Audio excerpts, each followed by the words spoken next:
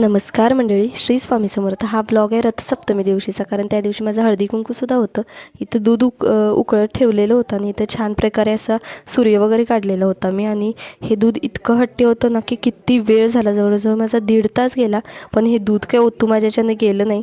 त्यामुळे ह्याची सगळी जबाबदारी मी मम्मींना दिली आणि मी गेले बाजारातून आल्यानंतर हे छान असं डेकोरेशन केलं आणि त्यानंतर मी लागले माझी रांगोळी काढायला. रांगोळीचं माझं ना आता किती चांगलं आहे हे तुम्हाला सगळ्यांनाच माहीत असेल, पण खरंच मी प्रयत्न केला आहे आणि बघू ही कशी टर्नआउट होते रांगोळी.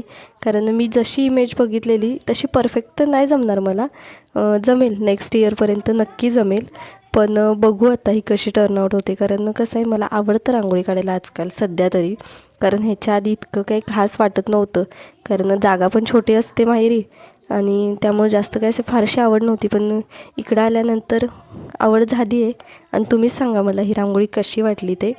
आतमध्ये हे वाण वगैरे ठेवण्यासाठी असं छानसं डेकोरेशन केलेलं. त्यानंतर मस्त मस्त असे फोटोज काढले आणि असा छान संपला माझा आजचा दिवस. उद्या भेटूया नेक्स्ट व्लॉगमध्ये. तोपर्यंत व्हिडिओला लाईक करा, शेअर करा, कमेंट करा आणि सबस्क्राईब करा. बाय.